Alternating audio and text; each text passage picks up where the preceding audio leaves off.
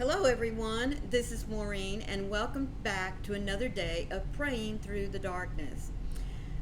Have you ever sat in an audience, whether it be at church or like I remember from high school, especially, someone get up and speak about their life? Um, One that I remember so well, now at this point I was a teacher, was a young man who appeared on stage in a wheelchair.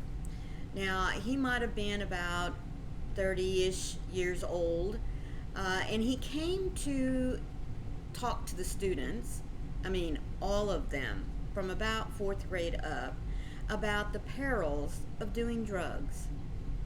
Now, he didn't start out life in a wheelchair. This was because of choices that he had made. He had run around with the wrong crowd. From early in his life as a teenager, started out with alcohol and then, progressively moved to other things that would give him a better high or just whatever the feeling is at those that seek that kind of recreation.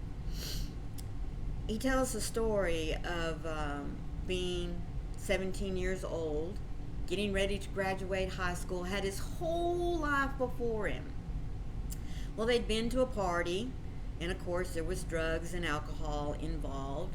And although many of his friends, his sober friends, if I remember correctly, offered to drive him home, he's like, no, no, no, I'm fine, I can do this myself. Well, as you can imagine, he was driving himself home, nodded off at the wheel, and didn't make a turn. Now, obviously, we know the outcome. He ended up being partially paralyzed from the waist down.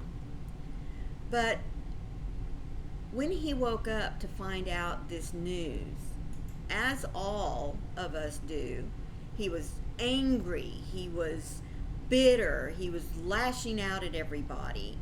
And one of his best friends come to sit with him and talk with him. One of his best friends that had never indulged in alcohol or drugs and had always been there trying to pull him away out of that life. Now, this was a really good friend, folks, because he never deserted him because of his life choices. But he definitely was there when he needed him the most. Now, we've all heard stories as well of those that go through such a life-changing, traumatic experience. Why me, God? This isn't fair. I was just having a little fun. Just any excuse you could come up with. But the friend was there, stayed by his side, and eventually was able to show him that this was not the end of his life. It was the beginning of a new life. Long story short, folks, the perseverance, the patience, the ultimate sacrifice that his friend was willing to make to spend the time to be with the friend that had such a life excuse me, changing experience led to eventually this young man acknowledging that he needed Christ in his life.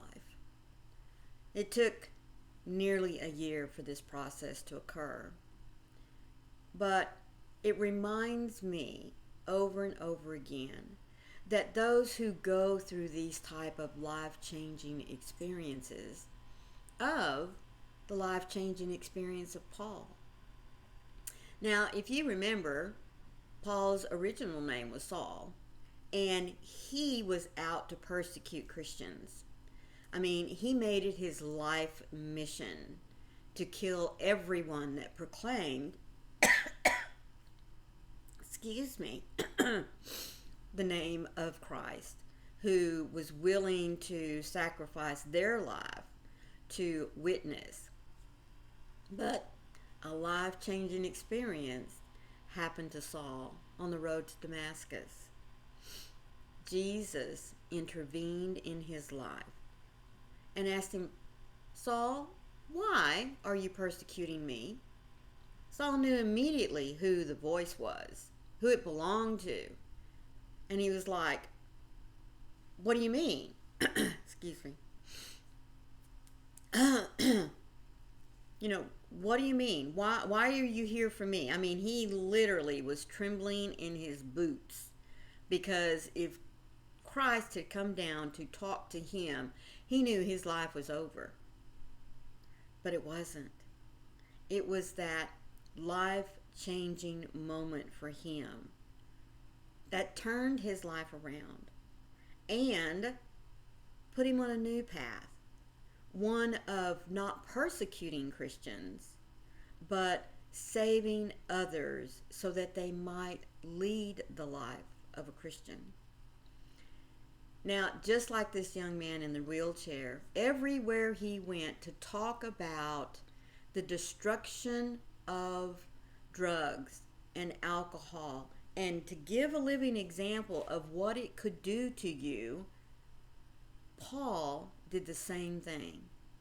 Paul let everyone know, yes, I am that Saul who came and persecuted Christians, who killed them, but because of my life experience with Jesus Christ, I am now a new creature. I can now look at you and say, I know exactly where you're at. I know exactly how you feel. But let me tell you about someone who loves you, about someone who can make your life better. This is called witnessing without hindrance. In other words, to be bold about your life experiences that led you up to the moment of accepting Christ as your Savior. Now, many of us don't have that radical change that happens, like being someone who went around killing everyone that had a certain belief and now has been changed, become a new creature like Paul. Not all of us have the life-changing experience of going through, say, drugs and alcohol, having a horrible life experience happen to us, but yet still can rejoice in the fact that we are now a new creature in Christ. Many of us have a very simple story, like children who are raised in a Christian home, who are nurtured and loved and are right there waiting for Christ to knock on their door so that they can accept Him.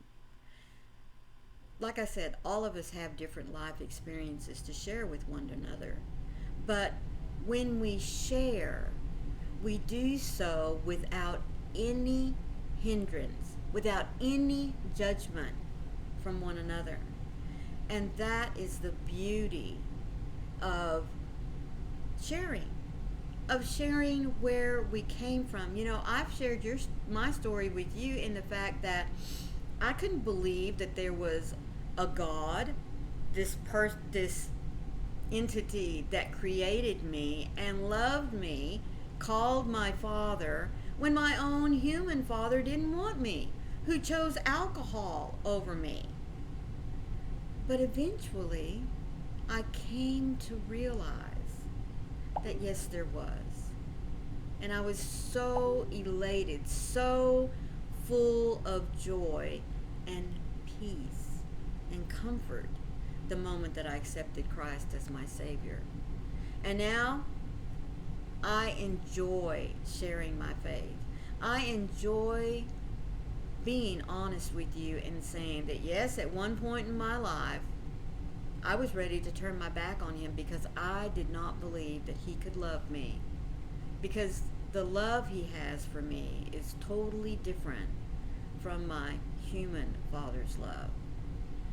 His love accepts me exactly as I am, warts and all. And that's exactly what happened to Paul. That's exactly what's happened to everyone who lives on a destructive path and comes to the brink of total destruction. But God says, no, you're not done yet. I have a purpose for your life. So you're going to stay. And when you're willing to accept me, then we're going to make a plan together. Without hindrance, folks. Boldly share your story. Whether it's a grand story of conversion or one in which you, as I said, as a child were brought up in a Christian home and was able to see firsthand the love that God has for each and every one of us, and that you were able to just step right in and say, God, I'm ready. I want what Mom and Daddy have. I want what my church friends have. I'm willing and ready to take your love and to let you lead me where you will.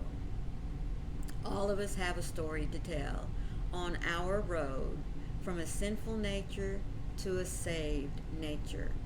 And God can use every single one of those stories for His glory. Now, our verse for today comes from Acts 28:31. He proclaimed the kingdom of God and taught about the Lord Jesus Christ with all boldness and without hindrance. I believe that that is a beautiful verse that sums up the life of Paul. And I truly believe that each and every one of us can claim this verse as ours as well. When I look at the life of Paul, I find that he did not have it easy, God. When he was converted on the road to Damascus, he could not deny your life-changing power. Previously, he had tortured those who had claimed you as their God. But after this experience, he was forever changed. He devoted his life to preaching the truth of your powerful love all the days of his life. Paul was imprisoned, mocked, and beaten over the course of his ministry. But he did not consider that any of this meant that he was living a life outside of your control. On the contrary, he considered the suffering he endured to be part of the cost of following you. He continually encouraged others not to be surprised by it, but to count it as the cost of an honor. Suffering was not a hindrance to Paul's life and ministry. God, help me to be able to say the same. God, you are gracious in all your ways. When I don't understand the chaos of my circumstances, may I not let the ways distract me from whose I am. I belong to you, and I count everything as lost compared to knowing you. So fill me with your life-giving grace today. Allow God to take your life experiences and to shape them so that you may witness to those who share the same type of circumstances, because your story is unique to you. And it is so unique, it is perfect for God to be able to use. Just like my story of being a 16-year-old teenager rebelling against all of this so-called love of a father who gave me to parents that couldn't love me. You know, that was one of the things that I argued about. But I'm able to talk to others and say, you know, it's not God, it's those around you. It's not God, it's the sins of the world. It's not God. Nothing in our life before we become a Christian is God's doing. It's the sinful world that we live in. But once we become a child of God, does it make the road easier? No, because I believe Satan attacks us even harder. because he doesn't want to believe. He wants us to not believe that God loves us, that God wants what's best for us. The love that God has for us, folks, is without hindrance. It is without any strings. It is without, it's not something that we have to buy. It's not something that we have to do great things for. It is a love that is freely offered to us through the sacrifice of his son Jesus on the cross. All we have to do is to open up our hearts, let God fill us with his love, and go in peace, go in comfort, go in strength, knowing that we no longer walk in this world alone, without hindrance. I want to remind you that these daily devotionals that I bring to you every day come from this little blue book that's put out by Broad Street Publishers. You'll find a link for it down in the description box so that if you wish to have your own copy, you may do so. Let me remind you that when the shadows of darkness want to come in and rob you of your joy, don't let it. God is waiting right there to take your hand and remind you that you are his and that he loves you. And remember, I love you too. See you tomorrow. Bye.